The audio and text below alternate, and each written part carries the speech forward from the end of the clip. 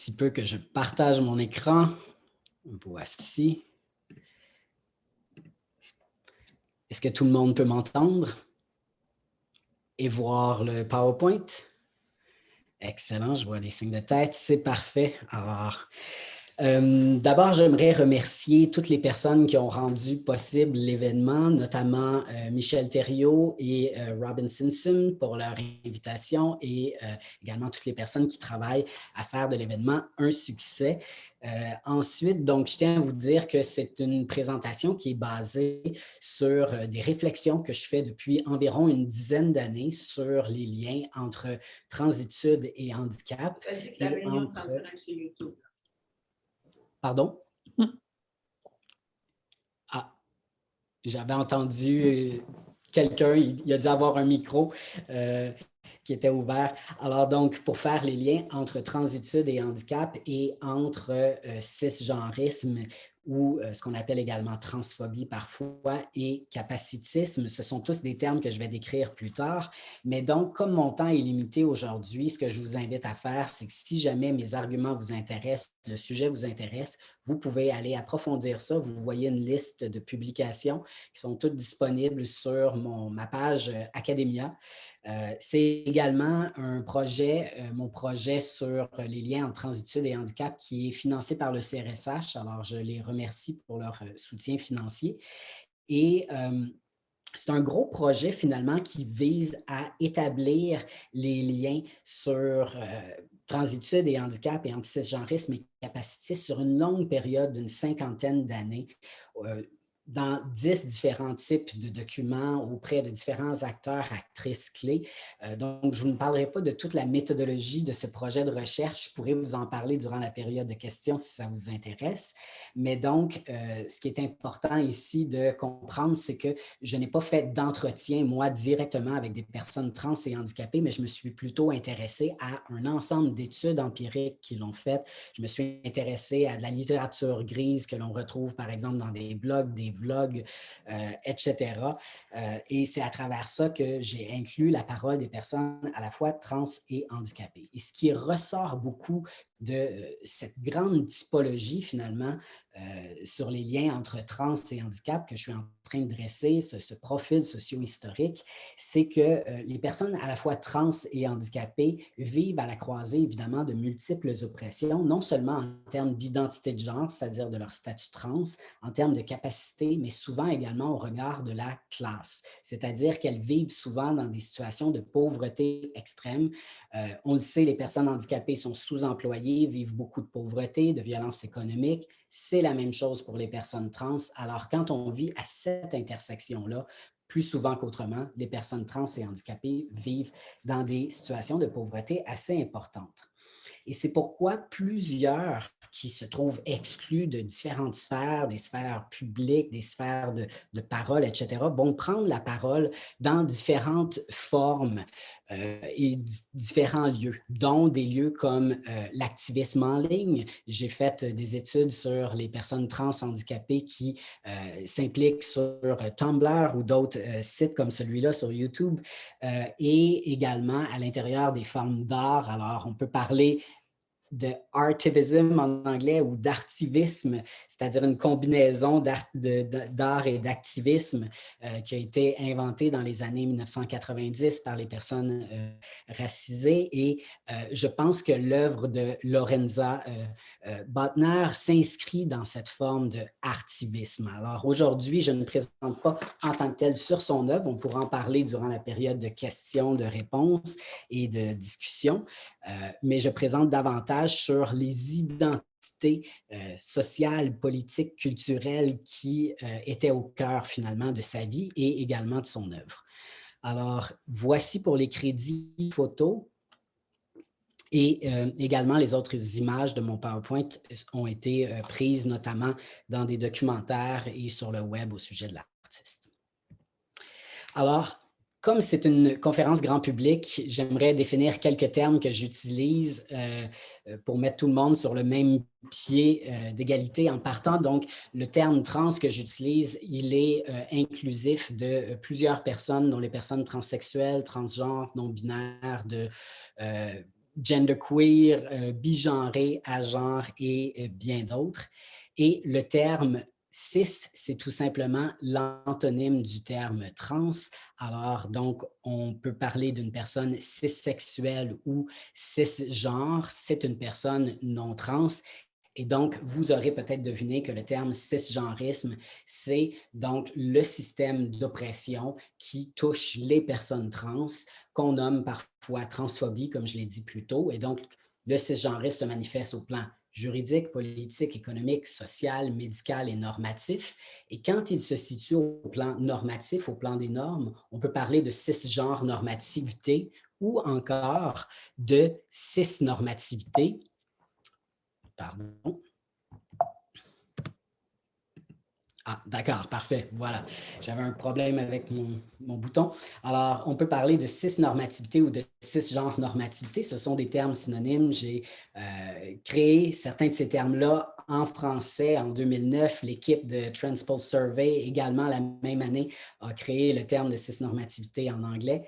Et également, un autre terme que j'ai créé à l'époque, en 2014, c'est le terme transitude que je vais utiliser dans ma présentation. Alors, c'est tout simplement le fait ou l'état d'être trans.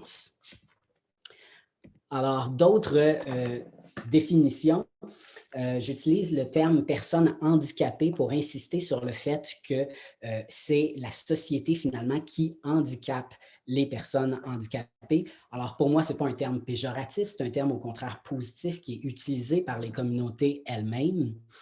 Et le capacitisme, vous l'aurez deviné, donc c'est un système d'oppression basé sur les capacités et donc sur les handicaps.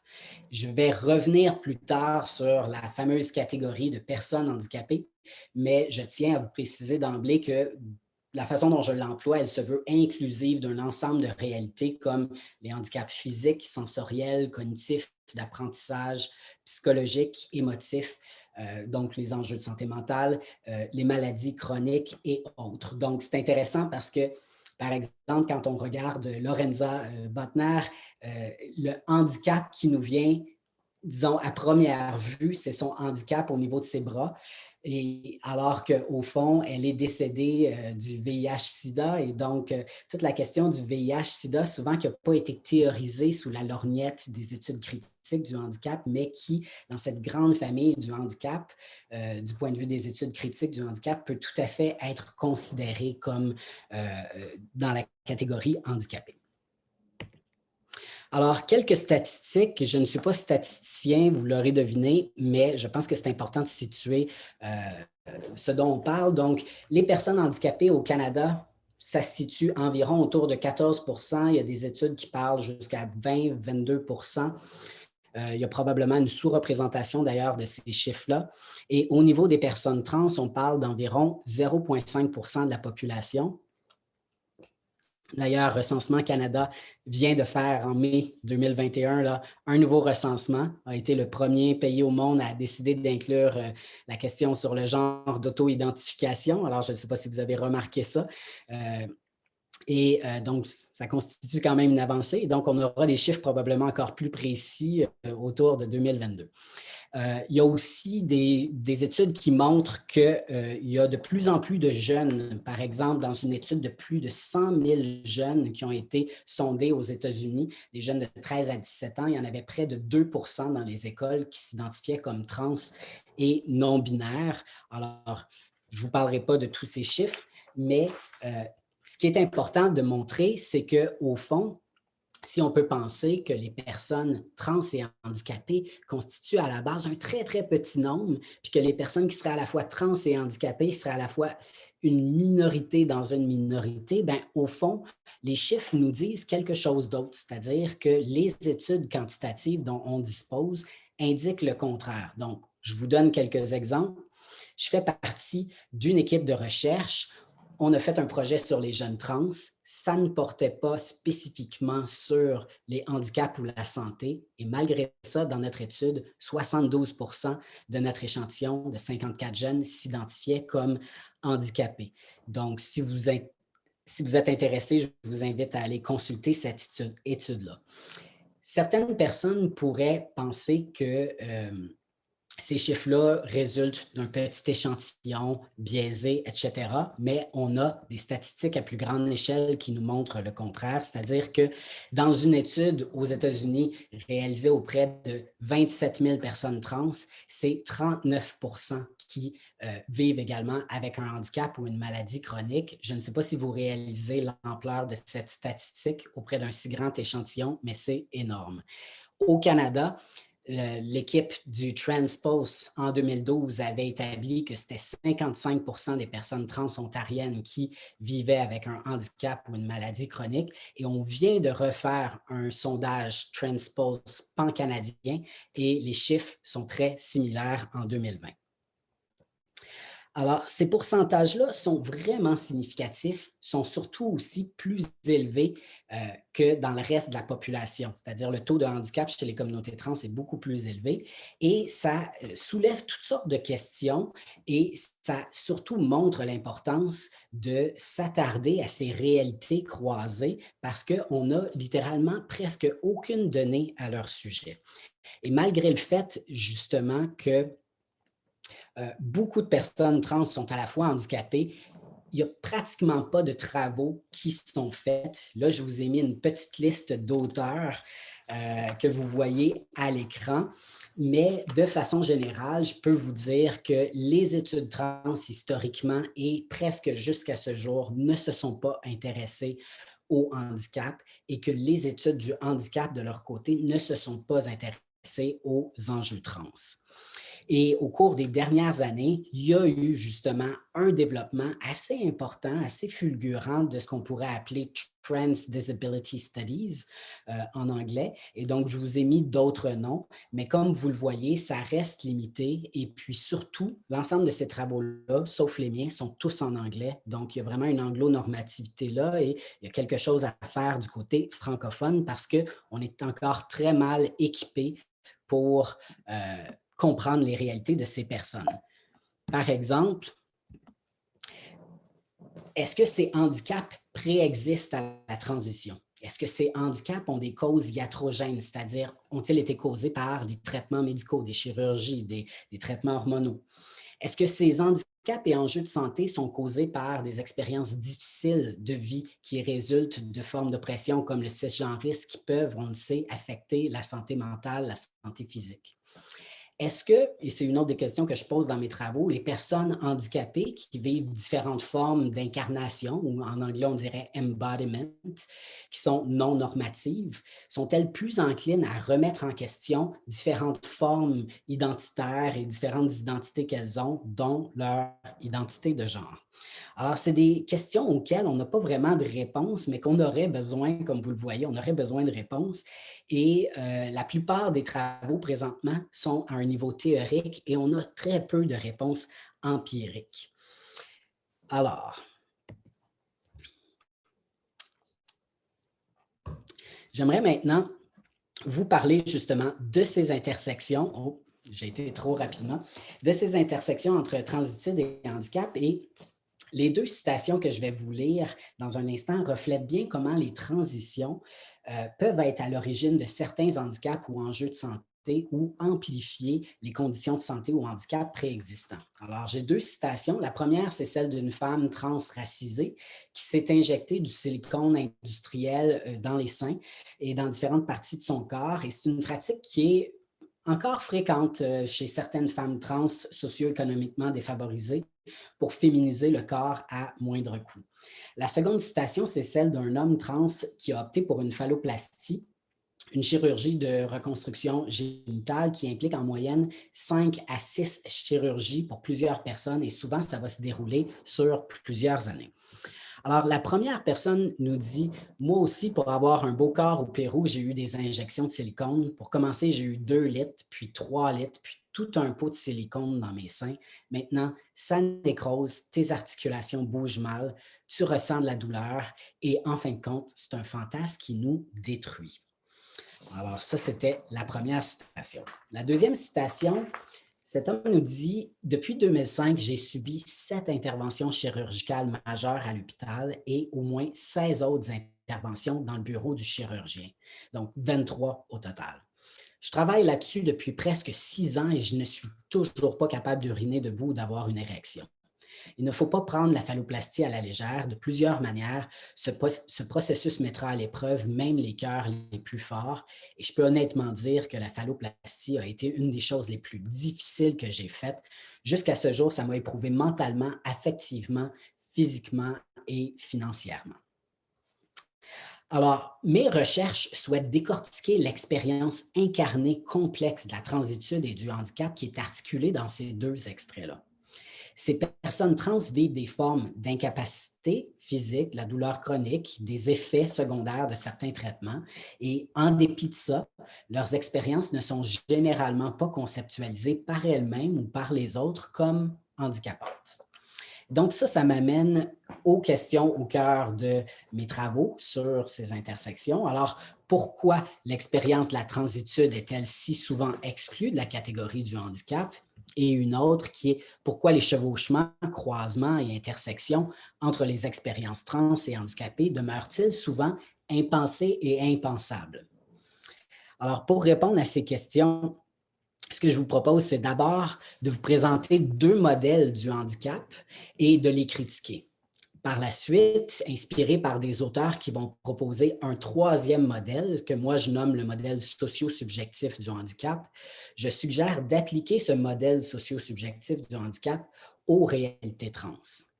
Et finalement, je vais vous proposer quelques exemples concrets à travers des témoignages de personnes trans handicapées, des liens entre ces identités et également entre ces oppressions.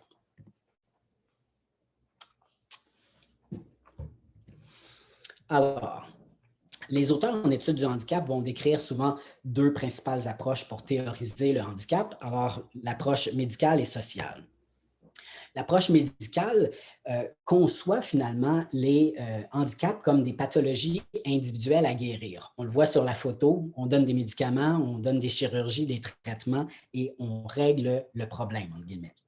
Critiqué pour son insistance sur les traitements curatifs, l'assimilation des personnes handicapées aux structures existantes, cette approche, elle est souvent perçue comme réductionniste et capacitiste par les personnes qui ont proposé finalement une approche sociale du handicap.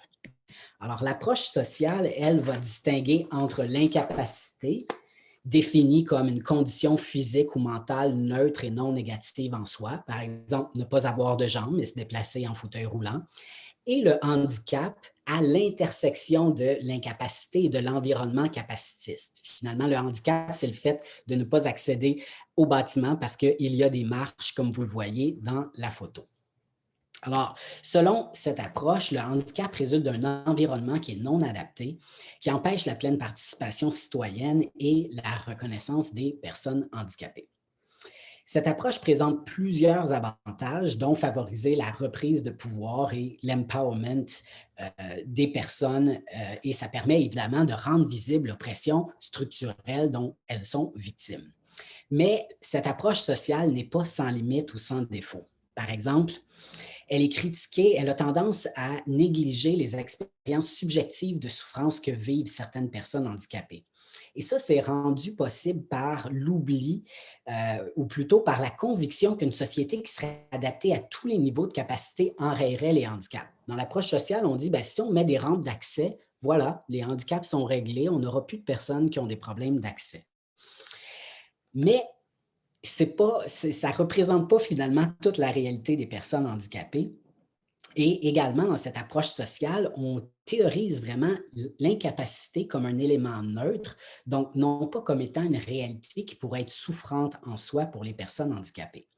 Mais donc, une analyse qui est plus complexe, plus nuancée, révèle également le réductionnisme de cette approche. Une autre chose qui est critiquée à l'intérieur de cette approche sociale, c'est son insistance sur les handicaps typiques, c'est-à-dire les handicaps qui sont visibles, comme ne pas avoir de jambes ou ne pas se servir de ses jambes, des handicaps visibles, des handicaps qui sont mesurables et non liés à la maladie et à la souffrance. En d'autres mots, cette approche sociale du handicap est un peu désincarnée. Pour les personnes avec un handicap mental ou émotionnel, invisible, non mesurables, chroniques, qui ne sont pas en bonne santé, qui vivent des douleurs chroniques ou autres, les solutions sociopolitiques proposées par l'approche sociale sont bonnes, mais elles sont incomplètes. Alors, en plus de nous fournir peu d'outils pour réfléchir à la souffrance découlant de certains handicaps, je soutiens que l'approche sociale, comme l'approche médicale, produit ses propres formes d'exclusion et de violence. Et ça m'amène à poser cette question qui est, est-ce que l'éradication du capacitisme ou l'adaptation dans nos sociétés aux différents handicaps éliminerait à elle seule la souffrance de toutes les personnes handicapées? Alors, bien que l'approche médicale du handicap n'ait pas été directement appliquée aux identités trans, on sait, quand on étudie les identités trans, que la transitude a été interprétée à travers un paradigme médical, justement. Alors, selon l'approche médicale, la transitude cause la détresse et la souffrance, et les personnes trans sont vues comme ayant développé une identité de genre différente du sexe assigné à la naissance à cause, et là je le mets entre guillemets, là, de problèmes hormonaux et psychologiques. Alors, dans ce paradigme, les identités trans sont réduites à des pathologies guérissables à l'aide de traitements hormonaux, à l'aide de chirurgie et autres. Et donc, dans ce paradigme-là, ce qu'on veut faire, c'est normaliser et assimiler les personnes trans aux structures existantes, sans questionner évidemment le rôle de l'oppression sociale et politique et cisgenriste. Le problème, je soutiens, et ça c'est un argument très important dans mes travaux, ne se situe pas dans le fait de conceptualiser la transitude comme une forme de handicap, mais plutôt dans les perspectives individualistes, néolibérales et capacitistes des handicaps que maintient l'approche médicale. À partir de l'approche sociale, les identités trans sont plutôt conceptualisées en termes de variations d'identité de genre à partir desquelles l'oppression cisgenriste est construite. Et donc, on voit ces identités-là comme étant stigmatisées. Bien que le recours aux traitements médicaux ne soit pas condamné, les solutions sociopolitiques sont priorisées pour réduire les souffrances et les difficultés que vivent les personnes trans. Donc, comme on le voit sur la photo, on cherche à combattre la transphobie et le cisgenrisme, et c'est ça le cheval de bataille.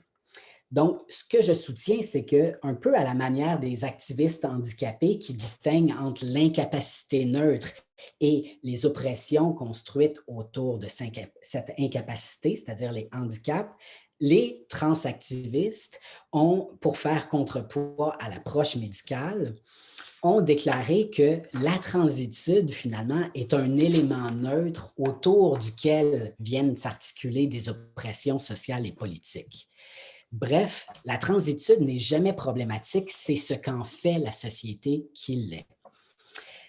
L'approche sociale présume qu'enrayer l'oppression transphobe ou cisgenriste serait suffisant pour éliminer les souffrances trans. Mais la question que je pose, c'est l'éradication du cisgenrisme éliminerait-elle à elle seule la souffrance de toutes les personnes trans?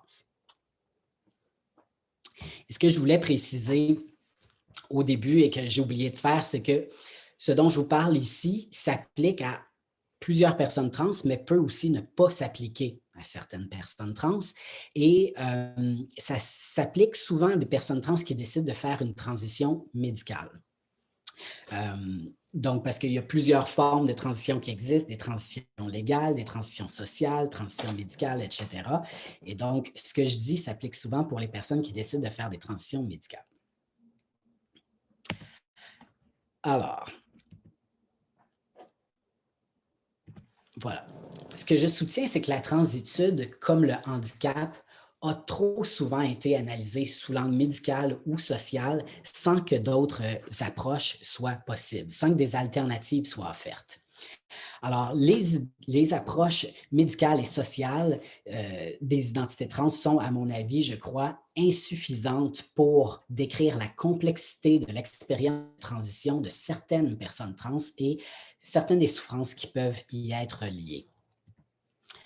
Alors, inspiré d'auteurs féministes en études du handicap, j'ai mis des photos de leurs livres plus tôt, qui ont élaboré une troisième approche du handicap. Je propose d'employer l'approche socio-subjective du handicap pour analyser les réalités trans et c'est une conceptualisation qui permet de problématiser certains aspects handicapants de la transitude et qui permet de voir que certaines de ces difficultés-là ont des impacts profonds dans leur vie.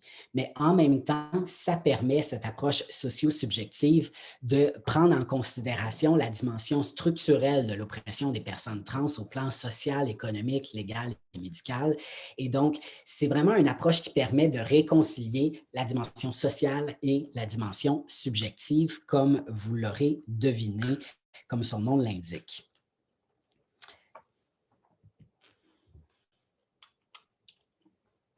Alors, j'avais dit que je reviendrais sur cette fameuse catégorie de personnes handicapées.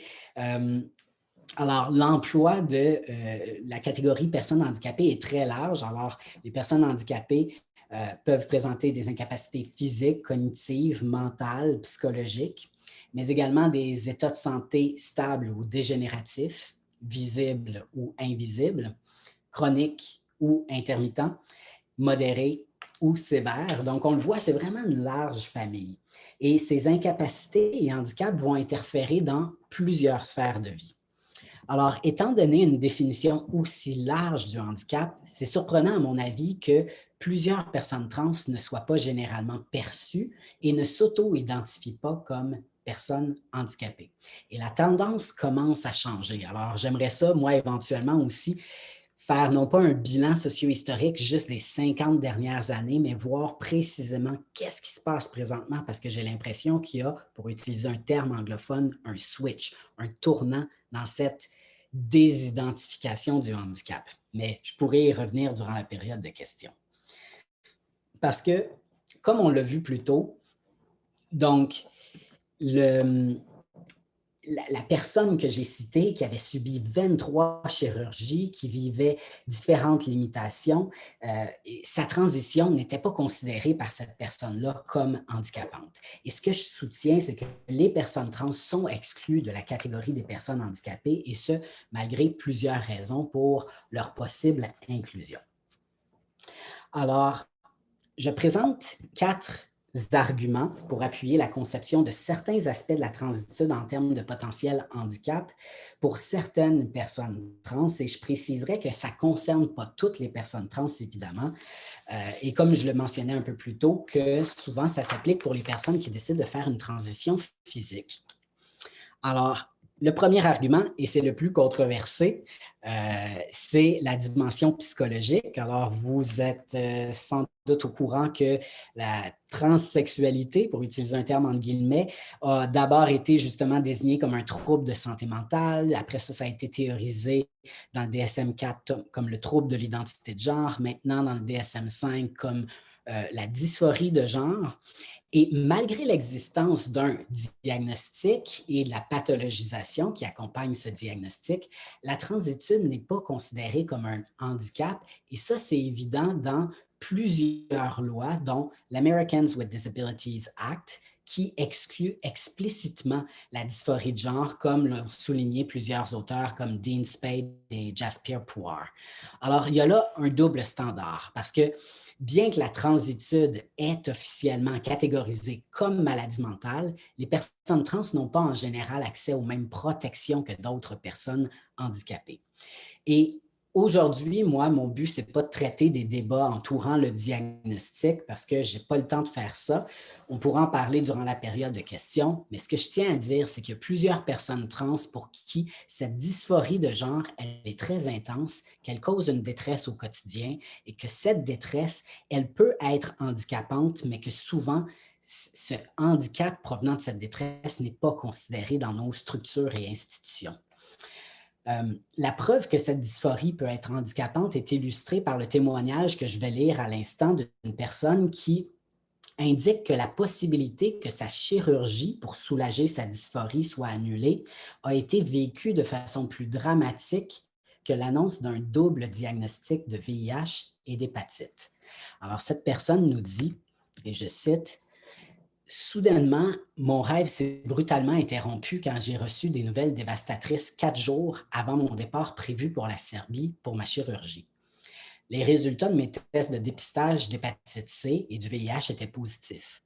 Je me suis effondré en sanglots sur le plancher de la chambre à coucher et avec du recul, ce qui me surprend, c'est que je ne réagissais pas aux résultats des tests de dépistage en soi, mais plutôt à la possibilité que ma chirurgie serait annulée et qu'aucun chirurgien ne voudrait m'opérer. Alors, on voit que la détresse ici liée à la dysphorie est très importante. Deuxièmement, considérons la dimension physique, c'est-à-dire que la dysfonction ou l'absence d'organes, de parties du corps, de caractéristiques résultant d'une transition ne sont pas considérées comme des handicaps ou des problèmes de santé, malgré le fait que ces dysfonctions ou déficits liés aux mêmes parties du corps ou caractéristiques physiques chez les personnes cisgenres sont diagnostiqués comme des handicaps ou considérés comme des problèmes affectant la santé. Là, vous allez me dire, que voulez-vous dire par ça? Je vous donne des exemples concrets.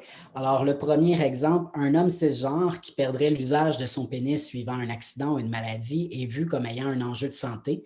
Mais pour un homme trans, l'absence du pénis n'est pas perçue comme un handicap ou un problème de santé, mais plutôt comme l'état normal des choses à partir d'une vision cisgenriste qui le voit comme étant fondamentalement une femme ou en tout cas originalement comme étant une femme qui n'aurait pas dû à sa naissance avoir de pénis.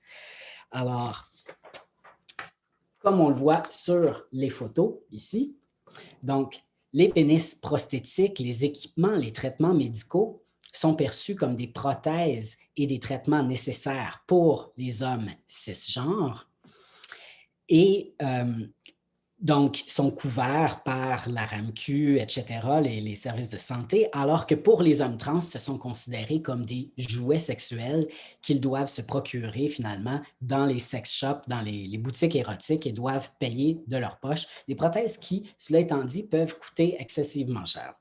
Pour donner un exemple qui relève pour des femmes trans, l'idée selon laquelle les implants mammaires sont des matériaux médicaux pour les femmes cisgenres suite à un cancer du sein, mais purement cosmétiques pour les femmes trans, comme c'est le cas dans le contexte canadien, c'est fondé sur une conception assez limitée et restrictive de l'importance des caractéristiques sexuelles secondaires chez les personnes trans, afin que ces personnes trans soient correctement genrées dans des contextes cisgenristes. Je vous donne un deuxième exemple. Les handicaps physiques peuvent résulter de traitements liés à la transition. Alors, il y a plusieurs personnes trans qui vont avoir des enjeux au niveau de la sensibilité des organes reconstruits, qui vont avoir une sensibilité diminuée ou absente, qui vont avoir des enjeux au niveau de la mobilité des membres desquels des tissus sont prélevés, etc.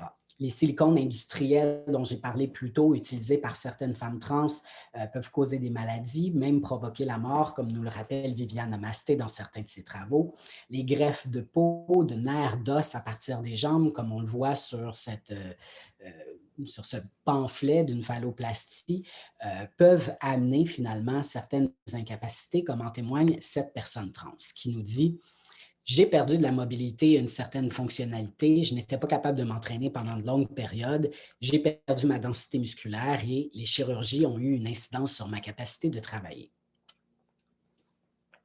Alors, ce que moi je dis, c'est que ne pas voir certains des enjeux corporels que vivent les personnes trans en termes de handicap, ça a des conséquences négatives sur ces personnes trans, sur les plans économique, professionnel, scolaire, légal, social et bien d'autres.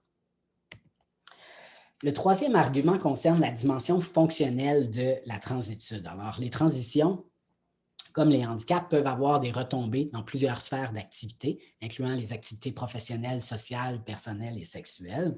Alors, si l'absence de bras, comme c'est le cas chez Lorenza Botner, ou de jambes, peut avoir une incidence sur la vie personnelle, sexuelle d'une personne, il s'ensuit que avoir des caractéristiques sexuelles, des organes génitaux non conformes à son identité de genre, ça peut évidemment se répercuter sur notre vie relationnelle, personnelle et sexuelle. La sphère professionnelle est un autre exemple.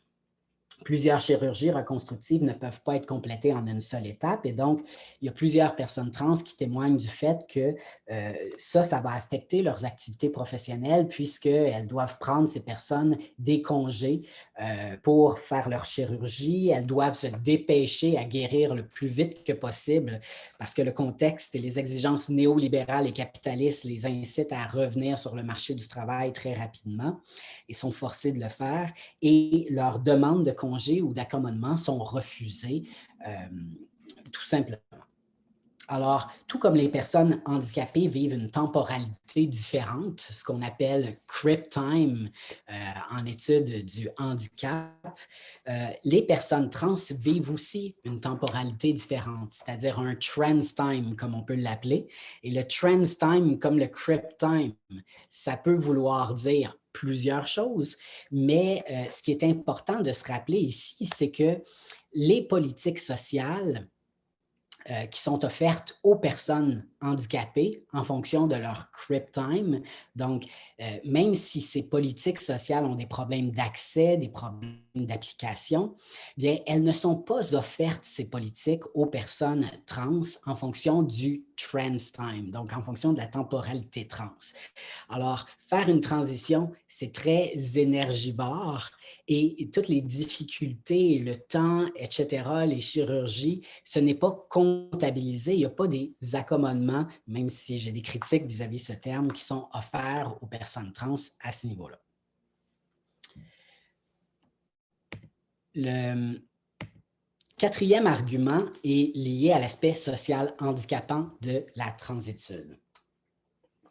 Alors, tout comme les personnes handicapées, les personnes trans font face à de multiples discriminations, vivent d'importantes barrières d'accès à des services, des espaces publics, comme les refuges pour les personnes victimes de violences ou sans domicile fixe, les installations sanitaires comme les toilettes, les salles de bain, les vestiaires, les services de soins de santé, et ce, en fonction de leurs identités et configurations corporelles. Alors, j'ai deux citations. Une personne qui nous dit: je souffrais d'une méningite aiguë. Je suis allé chez le médecin qui a tout simplement refusé de me voir en disant: je ne travaille pas avec les personnes comme vous. Étant une personne trans moi-même qui a commencé sa transition en 2008, je peux vous garantir que ça m'est arrivé à plusieurs reprises de me faire dire ça par des médecins. La deuxième personne qui nous dit: alors, je me souviens, j'ai glissé le loquet de la porte de toilette. La porte s'est ouverte. Ils m'ont agrippé. Il devait être bien 11 gardiens de sécurité autour de moi qui m'empoignaient. On m'a posé des questions pendant 2 heures. Ils ont fini par décider que je faisais rien de mal. Évidemment, elle ne faisait qu'aller à la toilette, cette personne. Alors, ces discriminations ont des conséquences négatives sur les personnes trans, comme le montrent les études quantitatives canadiennes et américaines. Il y a plusieurs personnes trans qui vont éviter ces espaces publics et ça a des répercussions justement sur leur santé. Par exemple, il y a 32% des personnes trans aux États-Unis qui vont éviter de boire ou de manger lorsqu'elles sortent dans les espaces publics pour ne pas être confrontées aux problèmes d'accès aux salles de bain. Suite à ça, il y a 8% de ces personnes trans qui rapportent des problèmes urinaires ou rénaux chroniques suite à l'évitement systématique des toilettes. Et pour les personnes qui se sont jointes à nous récemment, ce sondage a été fait auprès de plus de 27 000 personnes trans aux États-Unis. C'est un sondage récent. Au Canada, pour vous situer, ce sont 57% des personnes trans qui évitent les toilettes publiques et 97% parmi celles qui ont vécu de la violence dans ces espaces. Et croyez-moi, elles sont nombreuses à avoir vécu ces violences. Alors, permettez-moi d'être clair, tous les arguments que je viens de vous donner soulèvent la possibilité de conceptualiser la dimension handicapante des expériences de certaines personnes trans. Et je ne suis pas en train de dire que la présence de ces 4 éléments est nécessaire pour que la transitude soit considérée comme un handicap. Par exemple, il y a plusieurs personnes trans qui refusent un diagnostic de maladie mentale et qui veulent absolument dépathologiser les transidentités, mais qui peuvent tout de même souffrir de conséquences physiques liées à leur transition. Le plus important de mes arguments à retenir ici, c'est que contrairement aux autres handicaps, dont les effets handicapants sont reconnus en partie ou en totalité, malgré les échecs de certaines politiques sociales. La transitude n'est pas perçue comme un handicap et ses répercussions handicapantes sur la vie quotidienne des gens ne sont pas reconnues à travers nos lois, nos institutions, nos milieux de travail, etc. Et donc, ça me ramène à mes questions initiales, à savoir pourquoi les intersections entre les réalités trans et handicapées ont-elles été et sont-elles encore si impensées et impensables? Et ça va être la dernière partie de ma communication pour répondre à cette fameuse question-là. Pour la suite, répondre à vos questions. Alors, premièrement, la perception que les catégories trans et handicapées sont mutuellement exclusives a orienté le développement des études trans d'un côté, puis les études du handicap de l'autre, comme étant des disciplines distinctes. Et pour moi, en fonction des auteurs que je lis, des analyses de Michel Foucault, par exemple, pour moi, c'est important de remettre en question ces divisions-là, ces séparations disciplinaires en fonction d'une généalogie critique, pour voir à quel point, finalement, malgré les divisions qui persistent, ben, ces disciplines-là ont des intérêts communs par rapport aux différences corporelles. En raison d'une vision fragmentée du corps, certaines parties sont considérées comme relevant des études du handicap et d'autres parties du corps sont considérées comme relevant des études trans. Alors, dans une des publications que j'ai, il y a quelques années, je disais que les études du handicap se penchent sur les corps qui diffèrent des normes capacitistes, mais s'arrêtent net aux marqueurs de sexe et de genre. Donc, si la différence corporelle touche les bras, comme Lorenza Botner, la main, le dos, ça appartient au domaine des études du handicap, mais du moment où les organes génitaux entrent en jeu, ces différences deviennent l'affaire des études trans, de genre et des sexualités. Deuxièmement, j'ajouterais que les études du handicap et de la santé s'intéressent à des conditions qui touchent aux parties sexuées du corps. Donc, vous allez me dire, ben oui, on s'intéresse à l'infertilité, le cancer du sein, etc., mais seulement lorsque ça ne résulte pas d'une transition. Alors, le fait que les déficits et dysfonctions des parties sexuées des corps cisgenres, mais pas des corps trans, soient inclus dans les études du handicap et les études en santé, constituent des manifestations du cisgenrisme en études du handicap et en santé. Troisièmement, les études et les mouvements trans sont souvent capacitistes. Alors là, je vous fais apparaître 3 posters, des posters que j'ai moi-même tenus et que je conteste désormais. Petite anecdote, le premier est à une des premières grosses manifestations au Québec qui avait été organisée en 2009 pour dénoncer les stérilisations forcées des personnes trans pour obtenir leur papier d'identité et leur marqueur de genre. J'ai été comme personne trans stérilisée de force au Québec en 2009. Et donc, on avait dénoncé finalement ces lois du directeur de l'État civil. Et comme vous le voyez, donc, on avait des posters qui disaient « Je suis trans, pas malade ». Vous avez un deuxième poster qui dit « Les identités trans ne sont pas des maladies » et un troisième poster qui dit « Les personnes trans ne sont pas des malades mentaux ». Alors, ce que moi je dis, c'est que ça a des conséquences finalement négatives sur les personnes malades, sur les personnes qui ont des handicaps et que ça distancie finalement les personnes trans des personnes handicapées et malades au statut d'autres. Dans leur quête légitime pour une reconnaissance sociale, les communautés trans reproduisent des formes d'exclusion à l'égard des personnes handicapées et malades à travers un ensemble d'attitudes politiques capacitistes. Et donc, ce que je soutiens, c'est que ces 3 facteurs ont empêché la conceptualisation des connexions entre les réalités trans et handicapées. Je pourrais continuer, mais ce que j'aimerais, c'est laisser davantage de temps pour la période de questions. Alors, j'avais d'autres citations. Je pourrais y revenir peut-être durant la période de questions s'il y a des questions qui sont liées à ça, où les gens disent justement qu'ils ont peur et elles ont peur que leur transition soit bloquée finalement par les professionnels de la santé, que leur transition soit interprétée comme le symptôme de leur maladie mentale, par exemple. Donc, les gens s'auto-censurent chez les professionnels de la santé, ne parlent pas finalement de leurs enjeux de santé mentale. Donc, j'avais plusieurs témoignages, mais comme je vous dis, on pourra aborder ça dans la période de questions. Et peut-être la note sur laquelle je voulais vous laisser est la suivante, que l'art de Lorenza Botner, sans prétention, donc, nous invite à entrer dans un univers de contestation des normes, tant de corps que de genre. Botner, à travers l'usage de sa bouche, de ses pieds, d'autres parties de son corps, qu'elle utilise pour peindre et produire son art, défait les injonctions normatives capacitistes qui dictent ce que chaque partie du corps devrait accomplir. Normalement, on dit la bouche devrait servir à parler, à manger, certainement pas à peindre ou faire autre chose. Les pieds devraient servir à marcher et non pas justement à peindre et faire autre chose. Donc, elle contribue aussi à visibiliser des corps habituellement cachés de l'espace public à cause des problèmes d'accessibilité, mais également à cause des formes d'institutionnalisation encore trop souvent par rapport aux personnes handicapées. Sa présentation et représentation du corps trans est tout aussi radicale, surtout au regard des années dans lesquelles elle a été active et qui ont précédé l'émergence des études trans et d'un fort mouvement trans à l'échelle internationale.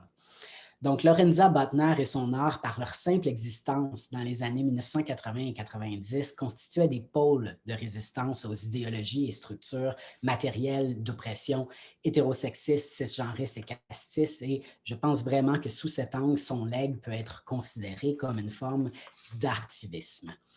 Alors, je vous remercie beaucoup, puis ça va vraiment me faire plaisir de et répondre à vos questions durant cette période d'échange.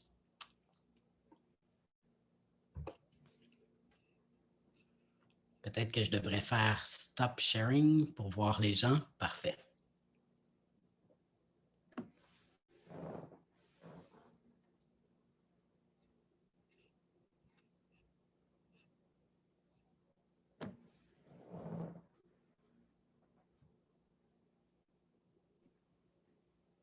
Salut! Merci beaucoup, premièrement. J'avais déjà assisté à cette discussion dans le passé. Je pensais que c'était une nouvelle, mais c'est vraiment intéressant. Premièrement, ma première question, ce serait par rapport à justement la stérilisation forcée. Récemment, je faisais un travail sur le sujet, puis je me demandais, est-ce qu'on peut bien dire que c'est 2019, étant donné, en fait, le changement de loi, étant donné que c'est seulement, je pense, depuis 2019 qu'on peut changer la mention M ou F ou peu importe sans nécessairement avoir eu une opération de réassignement de sexe. Est-ce que je me trompe?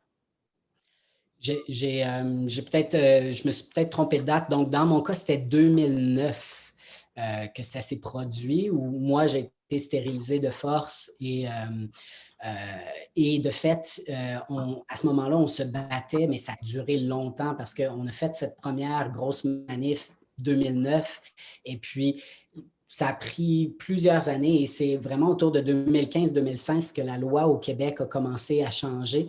La première province qui a changé cette exigence finalement pour les stérilisations forcées a été l'Ontario en 2012.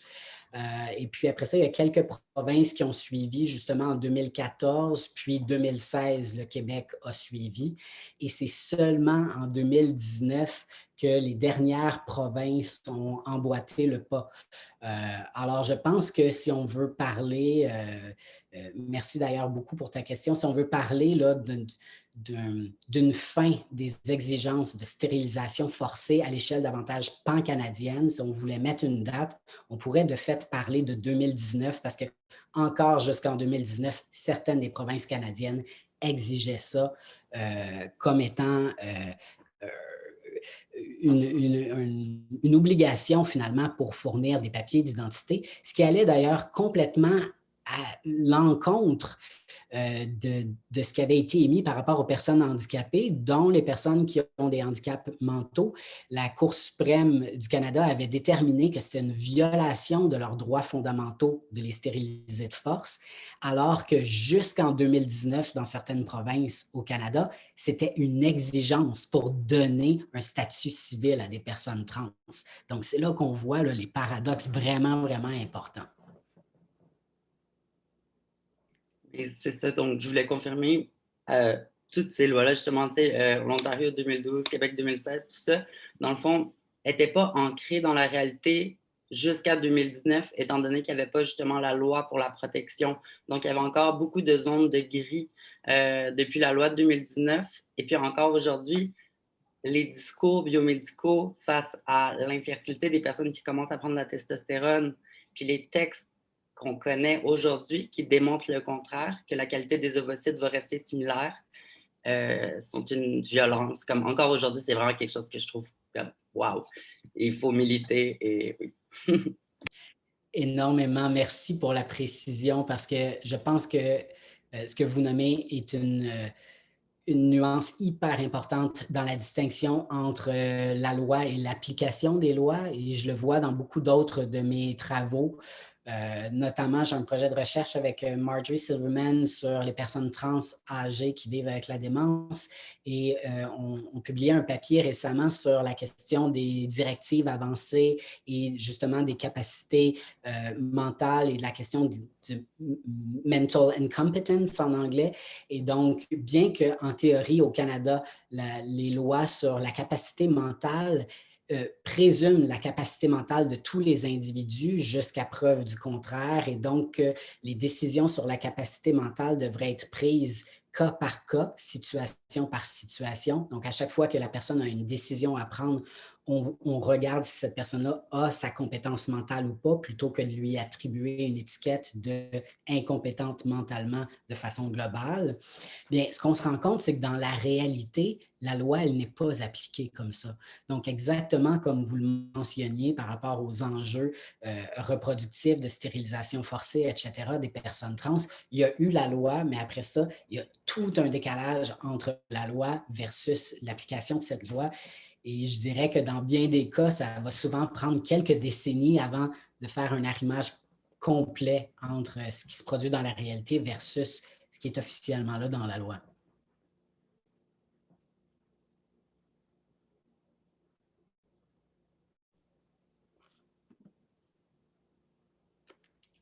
Est-ce que c'est à mon tour de poser une question? Oui, tu peux aller, Chantal. D'accord. Merci, Alex, pour ta présentation que j'ai trouvée très éclairante. Et puis, en même temps, je trouve qu'il y a beaucoup de niveaux dans ce que tu présentes.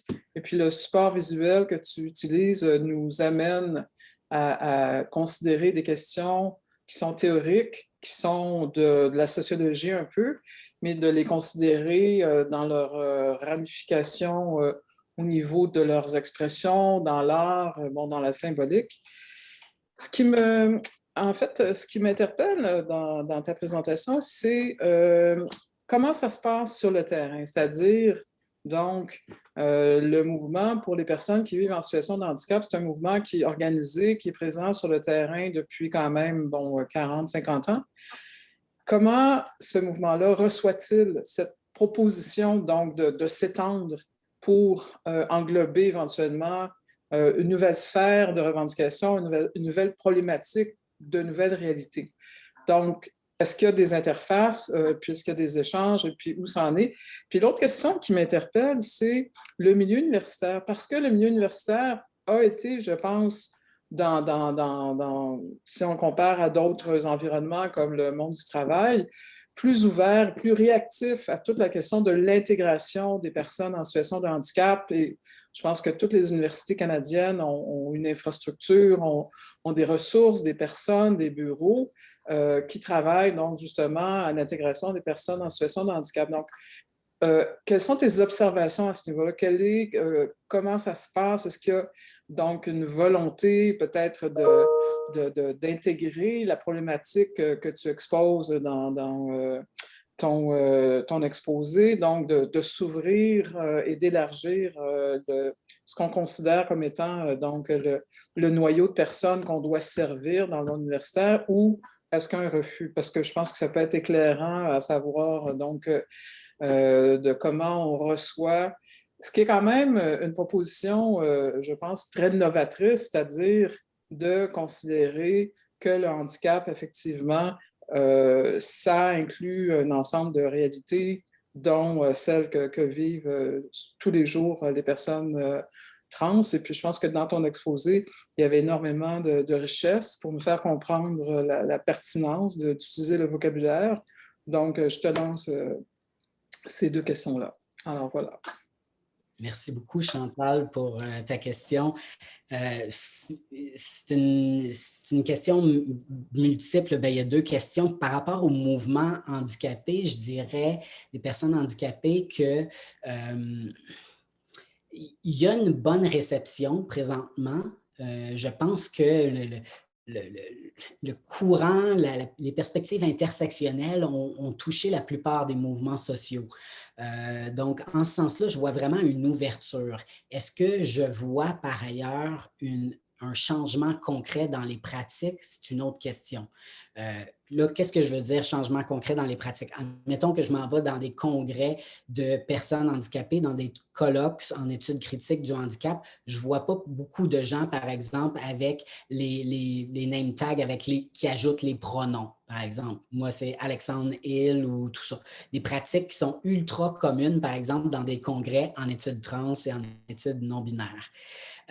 Et vice-versa. Donc, dans les congrès, justement, en études trans, les pronoms sont à l'honneur, les pratiques trans-inclusives sont à l'honneur, les toilettes ont été adaptées pour être trans-inclusives, etc. Mais par ailleurs, justement, plein d'adaptations pour rendre ça accessible aux personnes avec différents handicaps n'ont pas été faites. Donc, ce que je vois, c'est une sorte de pas de vœux pieux, là, je ne dirais pas ça parce que je pense que les personnes sont bien intentionnées et ont l'intention de le faire, mais ce que je vois, c'est que les choses prennent du temps à changer. Et surtout, étant donné que c'est ultra récent, j'ai l'impression que ça va prendre encore quelques années, voire quelques décennies avant de voir des changements très concrets de penser davantage trans-inclusive à l'intérieur du mouvement des personnes handicapées. Alors, je dirais que les gens du mouvement handicapé, les gens en études du handicap qui vont s'intéresser aux enjeux trans, c'est habituellement des gens qui sont également trans, donc des personnes trans et handicapées. Et c'est vraiment ce petit noyau, j'avais mis une liste d'auteurs plus tôt, c'est vraiment ce petit noyau qui se situe vraiment dans le Trans Disability Studies, qu'on pourrait vraiment dire qui s'y intéresse. Après ça, est-ce que le mouvement des personnes handicapées et les études du handicap de façon générale se sont beaucoup intéressés aux enjeux trans? Je dirais, ce n'est pas encore arrivé, mais je sens l'ouverture, je sens de plus en plus l'intérêt. Par rapport à la question des milieux de travail, l'adaptation, etc., c'est vrai que sont adaptés, en tout cas, officiellement, mais en fonction justement de la dernière question aussi, ce qu'on se rend compte, c'est que ça se produit beaucoup, en tout cas au niveau des lois. Moi, par exemple, je travaille à l'Université d'Ottawa, je ne peux pas parler pour tous les milieux de travail, mais chose certaine, nos statistiques sur l'embauche de professeurs ou de personnel administratif qui sont handicapés sont très, très basses, ne rencontrent pas du tout les cibles qu'on devrait retrouver. Et la raison est claire, c'est-à-dire que justement, les adaptations ne sont pas adéquates. Il y a des problèmes d'adaptation très importants. Je connais des personnes, justement, admettons, sourdes qui se sont faites embaucher dans des universités, qui ont besoin d'interprètes pour aller à leurs réunions, etc. Et doivent, par exemple, se battre avec leurs institutions pour obtenir finalement un interprète à temps complet. Donc, je pense qu'il y a encore beaucoup de problèmes justement pour les personnes handicapées au sein de nos institutions, incluant les institutions universitaires. Et comment dire, c'est pas de très bon augure justement pour l'intégration d'autres personnes qui pourraient vivre justement des problématiques similaires ou apparentes s'apparenter, dont celle dont je parlais dans ma présentation sur les personnes trans qui vivent justement ce trans time qui peut s'apparenter au crep time et qui devrait être pris en considération. Alors, la question peut-être qu'on a à se poser collectivement, c'est est-ce qu'on serait mieux de, je ne sais pas comment dire, concevoir le trans time sous l'angle du handicap, justement, et de faire une catégorie et de conserver la catégorie du handicap pour continuer de lutter pour les mesures d'accessibilité et d'adaptation à l'intérieur de nos institutions, ou est-ce qu'on fait des catégories à l'intérieur de nos institutions, des politiques, des lois, des règlements, des adaptations qui visent chacun des groupes? Alors, ce sont des questions qu'on doit se poser, je pense, collectivement.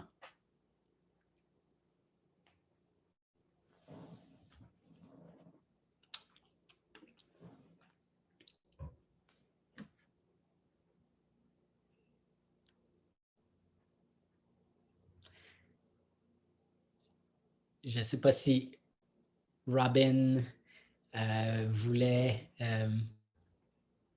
commenter ou prendre les questions. Ou... Il y a un commentaire, juste un petit commentaire dans le chat de Karine Migiani, Jean-François. Il a écrit, en effet, Alexandre, le mouvement anticapitiste est toujours en train de travailler sur l'inclusion de tout le monde. Mais je demande aussi, parce qu'on a un peu de temps, si tu veux retourner les diapos que tu as mis à côté, parce que ces diapos, il y a les témoignages des personnes handicapées, des personnes trans, puis ça pourrait être quand même bien pour nous d'entendre ces voix aussi. Tout à fait. Puis merci, Karine, pour le commentaire. Effectivement, le mouvement anticapacitiste toujours en train de concerné par l'inclusion. Et on le voit également que c'est l'inclusion pas juste des personnes trans d'ailleurs, hein, à l'intérieur du mouvement anticapacitiste, c'est la question des personnes racisées, c'est la question des personnes autochtones, c'est la question des personnes plus défavorisées économiquement. Donc, il y a beaucoup de travail à faire à l'intérieur de chacun des mouvements pour véritablement arriver à des analyses intersectionnelles. Peut-être qu'effectivement, je peux repartager mon écran. J'avais justement une bonne citation ici sur les espaces. Cette personne qui nous dit que... attendez un petit peu.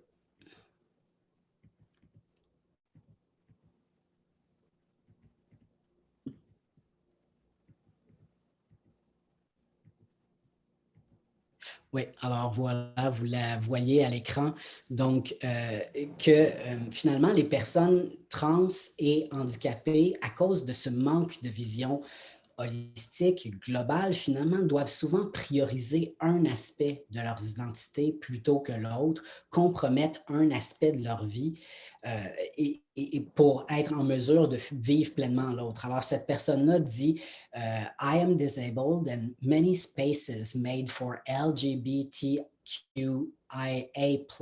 people are not made with disabled people in mind. I'm constantly debating whether to use a cane or my wheels when I really need them, just to access spaces where my queerness will be seen and celebrated and give up on my disability being seen or respected. » Désolé, j'ai de la misère à voir le reste de la citation à cause de la petite bande ici. For the night. Alors, donc, vous le voyez, dans ce cas-ci, donc, la personne, finalement, n'a pas accès à cet espace et ça renforce, d'une certaine façon, le cisgenrisme parce que ce qu'on sait, c'est que avoir accès à des espaces LGBTQ, avoir accès à des espaces positifs par rapport à notre identité de genre comme personne trans, c'est un facteur de protection contre le cisgenrisme. C'est un facteur qui nous aide dans la résilience et dans l'empowerment. Donc, si on est une personne trans en fauteuil roulant ou avec un autre handicap et qu'on n'a pas accès à ces espaces-là de célébration de nos identités, de partage avec les autres de notre groupe, bien, ça renforce au final le cisgenrisme parce qu'on n'a pas ce support, ce soutien de la communauté. C'est un exemple parmi tant d'autres. Une chose également qui était intéressante, peut-être que je peux attendre un petit peu, revenir un peu derrière. Alors, il y a un auteur que j'aime beaucoup qui est Eli Clare et qui nous dit comment finalement, justement, les capacités vont influencer l'identité de genre et ça me faisait penser à des liens avec Lorenza. Donc, Eli Clare va nous dire que finalement, être un homme, être une femme, ça exige non pas seulement de répondre à des critères de sexe-genre, mais également à des critères en termes de capacité. C'est-à-dire qu'en fonction des normes dominantes, hétérosexistes, cisgenristes et capacitistes, pour être un vrai homme, pour être une vraie femme, il faut être capable de, puis je mets ça entre guillemets, là, il faut être capable de bouger, de parler, de se positionner dans l'espace d'une certaine façon, c'est-à-dire correspondre à des codes dominants comportementaux, physiques que les personnes non handicapées au plan physique, cognitif, sensoriel, mental, émotif sont mieux en mesure de performer. Donc, les personnes trans sont souvent désavantagées par rapport, les personnes trans handicapées sont souvent désavantagées dans leur performance d'un genre dominant qui leur permet d'être reconnus dans leur genre d'auto-identification par différentes institutions, par les différentes autorités médicales, leur entourage, leurs réseaux sociaux ou elles-mêmes. Je vous donne ici 2 citations. Alors, la première personne qui nous dit « Being sick also makes transition though tough in many ways. Hormones and surgeries are more complicated, and even stuff like finding clothes is complicated by the braces I need to wear, which sucks when it's already so tough to find clothes that fit me. » Et puis, une autre personne qui nous dit justement comment ses capacités ont un impact sur son identité de genre, qui nous dit, par rapport à mon expérience trans, c'est sûr que ces pensées négatives-là affectent ma vision de moi-même. Donc, la personne a une dépression. J'ai tellement pas d'énergie, cette personne nous dit, je vais jamais être capable de, je sais pas, prendre l'énergie pour prendre soin de moi, devenir un peu plus cis-passing. J'ai pas l'énergie de me raser, mais ça me fait tellement de dysphorie de genre. Donc, c'est vraiment intéressant de voir ça. Et quand je lisais davantage sur Lorenza Botner, ce qui est intéressant, c'est que la dernière partie de sa vie, et je vais faire stop ici, la dernière partie de sa vie, justement, elle est revenue dans sa famille parce que, bon, elle avait le VIH-Sida et puis elle avait besoin que des gens prennent soin d'elle. Et quand elle est revenue dans sa famille, bien, sa famille a décidé de regenrer Lorenza dans une expression masculine, de l'habiller en homme, etc. Et c'est là qu'on voit également comment les capacités et la vulnérabilité liée à certaines capacités, le manque d'autonomie, ce qu'on peut également appeler l'autonomie relationnelle, c'est-à-dire compter les autres pour être autonome, comment dans le cas de certaines personnes handicapées, finalement, ça a des grands impacts sur leur identité de genre. Comme dans le cas de Lorenza qui, vers la fin de ses jours, finalement, à cause de cette vulnérabilité et le fait qu'elle comptait sur d'autres pour maintenir son identité de genre, a finalement souffert de ça. J'ai 2 questions dans le chat. Premier, merci beaucoup, très intéressant. Suite à vos recherches, avez-vous des réflexions concernant l'intersection de capacités cisgenres et transmisogynie? Merci Sam pour votre question. C'est une excellente question. Par rapport à la transmisogynie en particulier, je dirais, je n'ai pas approfondi cet aspect-là. C'est sûr que la lunette féministe est toujours derrière. Je dirais que, mais c'est une lunette que j'utilise peut-être un peu moins pour cette recherche-là. Ce que je dirais, c'est que dans tous les cas, dans mes différents projets de recherche, les femmes trans sont souvent davantage pour utiliser un anglicisme, là, impactées, ont davantage de conséquences négatives finalement des différentes oppressions qu'elles vivent. Par contre, au niveau des réflexions concernant les intersections du capacitisme et du cisgenrisme, ce que je suis en train de voir, c'est que j'ai l'impression qu'il y a un changement. Et ça, j'ai mentionné ça brièvement plus tôt dans ma présentation, mais donc ma recherche visait à faire une typologie des discours sur une cinquantaine d'années, donc partir des années 60 et m'en venir jusque dans les années 2000 et puis jusqu'à aujourd'hui finalement. Et ce que je voyais, c'est qu'il y avait une grande distanciation à la fois des groupes handicapés envers tout ce qui était diversité sexuelle, diversité de genre. Donc, c'était très hétéro, cis-normatif à l'intérieur du mouvement handicapé. Et à l'intérieur du mouvement trans, comme je vous l'ai démontré, il y avait une quête pour une dépathologisation, mais qui s'est vraiment faite sur le dos des personnes handicapées. Et ce qui est intéressant de constater, c'est que pendant toutes ces décennies-là, finalement, il y avait très peu de personnes qui s'identifiaient à la fois comme trans et handicapées. Et là, avec les derniers sondages qu'on a dans les dernières 5 années, je suis en train de voir un changement.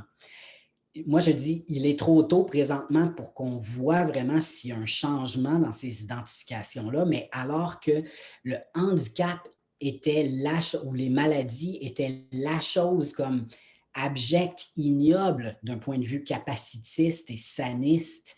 Il y a quelques années, il y a quelques décennies pour les personnes trans, c'était en quelque sorte une autre étiquette, un autre stigma négatif que les communautés trans voulaient éviter à tout prix.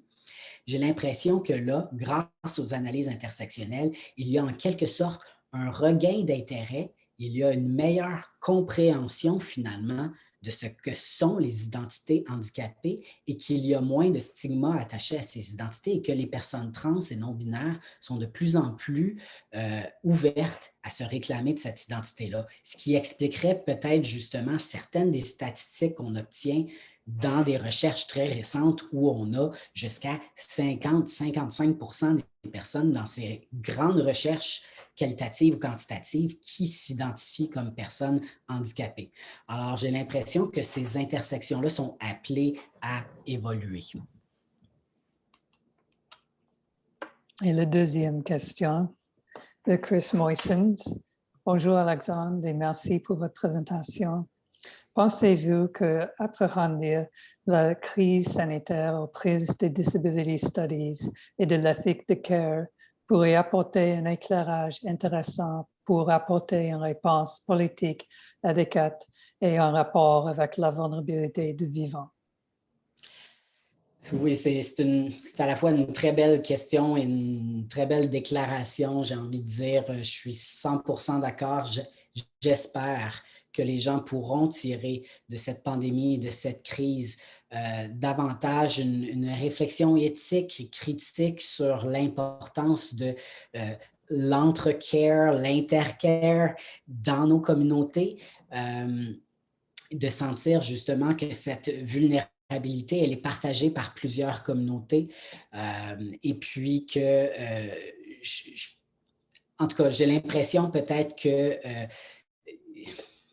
comment dire, que ça va avoir plusieurs impacts à la fois positifs et négatifs. Je vous donne des exemples concrets. Je connais des personnes trans qui étaient plus âgées et qui sont plus âgées, qui étaient dans le garde-robe, qui sont toujours dans le garde-robe, qui n'osent pas afficher leur identité et expression de genre publiquement et qui, grâce à la pandémie, par exemple, se permettent maintenant d'être presque 100% du temps à la maison dans leur identité de genre et de s'habiller, par exemple, dans les vêtements que ces personnes-là se sentent confortables. Alors, ça, c'est une dimension intéressante de la pandémie. Simultanément, ce qu'on a vu de la pandémie et des impacts de la pandémie sur les personnes trans, c'est qu'il y a un ensemble, justement, de soins de santé qui ont été retardés, un ensemble de procédures, il y a des délais d'attente qui sont plus longs et que souvent, dans les temps de pandémie, dans les temps de crise, les enjeux concernant les groupes marginalisés, que ce soit les personnes racisées, les personnes plus pauvres, les personnes trans, les personnes handicapées, sont souvent mis sous le tapis Parce que les dirigeantes politiques, les gens au pouvoir disent « Ah ben là, on est en train de gérer une crise, on n'a pas le temps, les petits caprices puis les petites demandes des petits groupes particularistes. » là, et je mets tout ça avec des gros guillemets, évidemment. Je suis en train de parler comme si j'étais ces gens-là. Mais donc, ces gens-là vont dire « Ben, ça passe après, ça devrait venir après. » tu sais. Donc, il y a comme une sorte de logique de ben, là, ce qu'il faut d'abord, c'est sauver les gens avec des respirateurs plutôt que de faire des chirurgies de réassignation, par exemple, des chirurgies de confirmation de genre. Donc, je pense qu'il y a des effets paradoxaux, mais j'espère, comme vous le mentionnez, qu'il y aura peut-être un effet en termes de prise de conscience de cette vulnérabilité du vivant, comme vous le nommez, et puis que ça pourra nous aider dans une éthique du vivre avec l'autre, finalement, vivre avec l'autre vulnérable, parce qu'il y a beaucoup, beaucoup de personnes vulnérables. C'est bon. Une troisième question de Jules O'Connor. Un moment, je vais juste changer l'interprète. Voilà. Jules O'Connor écrit je serais curieux si jamais c'est possible de développer sur les liens entre capacités séropositivité localement.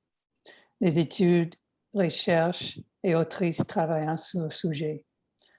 Aussi, potentielle source de savoirs locaux ou internationaux sur le militantisme de personnes intersexées en lien avec l'anticapacitisme.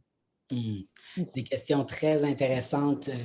Je dirais que la question sur les liens entre capacitisme et séropositivité localement, il n'y a pas beaucoup de noms d'auteurs qui me viennent en tête. Évidemment, il y a les travaux très importants au Québec de Marianne Nguyen-Mensah sur la question de la séropositivité, notamment en lien avec le genre, donc les femmes séropositives, etc. Mais ce n'est pas en lien nécessairement avec le capacitisme, bien que Marianne Nguyen-Mensah intègre des visions intersectionnelles à ses travaux. Donc, je dirais, bon, il y a les travaux évidemment de Gabriel Girard aussi sur la question du VIH dans la francophonie qui sont très importants. J'ai l'impression qu'il n'y a pas eu beaucoup de travaux qui ont été faits, les travaux de Suzanne Sontag historiquement, de façon paradoxale. C'est très intéressant dans les années 90, justement, au début de la crise VIH-Sida, qui a théorisé la question du VIH-Sida sous une lorgnette anticapacitiste, finalement. Alors, ça pourrait être un bon texte pour commencer d'un point de vue socio-historique. Après ça, aujourd'hui, il y a quelques personnes qui en parlent, mais là, sous la main, je ne pourrais pas vous fournir les références. Concernant les personnes intersexes et les liens entre le militantisme intersexe et trans, assurément, les travaux au Québec de Jannick Bastien-Charlebois sont incontournables dans la francophonie. Il y a les travaux également de Morgan Holmes dans l'anglophonie canadienne et à l'échelle internationale qui sont très importants. Et une chercheure qui est, je dirais, une étoile montante au Canada, qui est Céleste Or. Et on a collaboré ensemble à quelques reprises alors qu'elle était étudiante. Et Céleste a fait une thèse de doctorat de laquelle elle est en train de sortir différents articles sur le sujet, mais qui sont très intéressants sur les communautés intersexes et d'un point de vue anticapacitiste. Alors, si vous cherchez vraiment des références qui font les liens entre communautés intersexes et lutte à l'intersexophobie et lutte contre le capacitisme, les travaux de Céleste Or en anglais sont vraiment, vraiment très pertinents.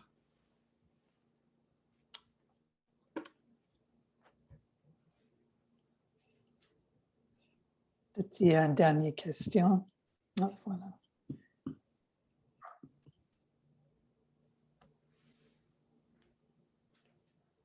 Ben, s'il y a une question de quelqu'un, tu posais la question, c'est ça?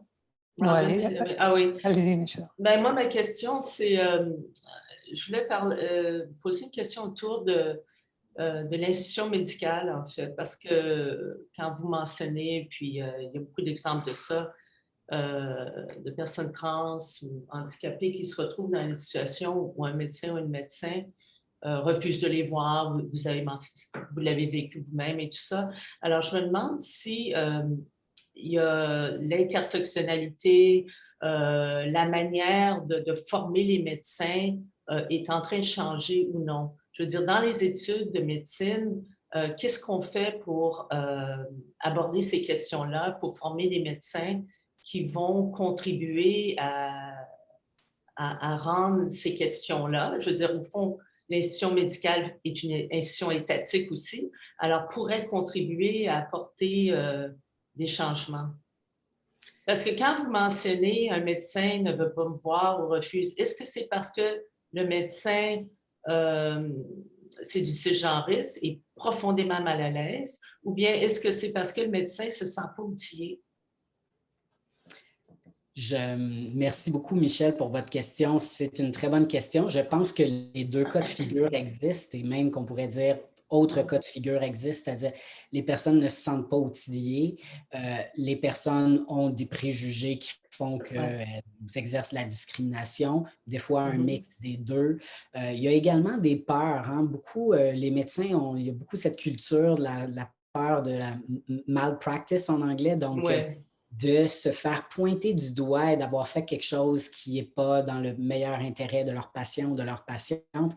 Et donc, je pense que c'est ce qui crée, et Viviane Namasté en avait parlé dans ses travaux pionniers des années 90-2000, mais l'espèce de déboire administratif et médical dans le système médical dans lequel les personnes trans se trouvent prises. C'est-à-dire qu'une personne médecin va dire « Ah ben moi, je ne connais pas ça, donc je vous renvoie chez un autre, qui renvoie chez un autre, qui renvoie chez un autre. » J'appelle ça le phénomène de la balle de ping-pong, mais finalement, la personne trans n'obtient jamais les soins auxquels elle devrait avoir droit.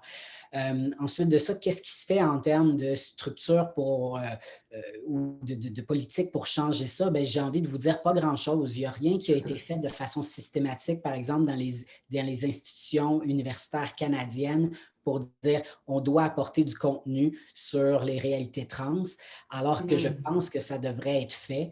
Alors, ça repose sur des initiatives individuelle et personnelle. Par exemple, une personne à la faculté de médecine de l'Université d'Ottawa qui dit « Ah, ben, j'ai eu un meeting avec Alexandre Barry, il est un spécialiste sur les questions, je devrais peut-être l'inviter dans mon cours et puis pour parler des enjeux trans à mes étudiants qui vont être des futurs médecins. » Et donc, ça repose beaucoup là-dessus. Je sais que, bon, le Collège des médecins et quelques organisations de la sorte ont fait venir quelques conférencières trans dans les dernières années, mais on sait, bon, que les colloques, les congrès ne sont pas toujours les lieux où l'ensemble des médecins sont présentes. Donc, il y a un manque à ce niveau-là.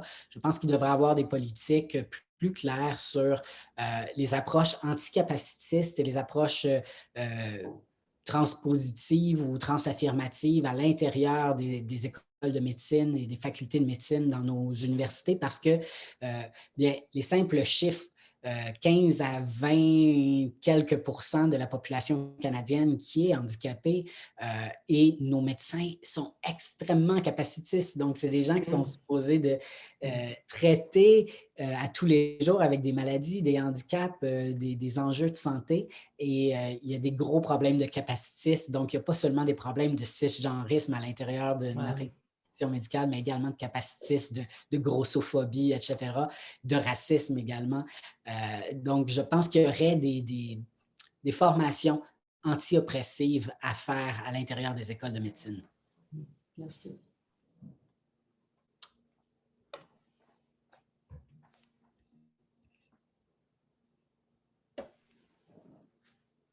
Un grand merci à toi, Alexandre, pour cette conférence engageante, tellement engageante. Puis aussi, merci à tout le monde d'être venu pour votre engagement aussi au niveau pendant la période de questions. Je vais juste mis dans le chat le lien pour l'exposition à une autre conférence samedi prochain avec Paul B. Preciado, qui est également le commissaire de l'exposition, Lorenza Butler, Requiem pour la norme. Ceci se déroulera aussi en ligne sur Zoom Puis, il y a une inscription gratuite. Tu dois juste suivre le lien. Puis, peut-être on peut tout te remercier, Alexandre, ensemble. Oui. Merci à vous. Merci tout le monde d'être venu. J'ai envie de dire aux gens, n'hésitez pas si vous avez des questions à me contacter. Ça va me faire plaisir de répondre à vos questions, de faire suite à cette présentation-là.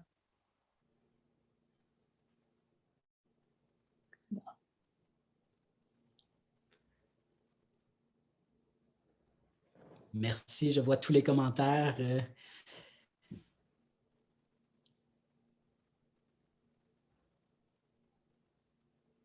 Oui, alors la personne qui a écrit, Hugol, qui a écrit « Avez-vous eu vent de la conférence sur Butner qui sera donnée par le philosophe Paul Preciado le 22 mai prochain? » Alors oui, super, allez voir, on vous encourage à aller voir pour les gens qui sont encore connectés, on vous encourage à aller voir l'exposition et évidemment, samedi le 22 mai, à assister à la présentation de Paul Preciado, ça va être génial. Il va y avoir probablement 2000 personnes de connectées, alors voilà.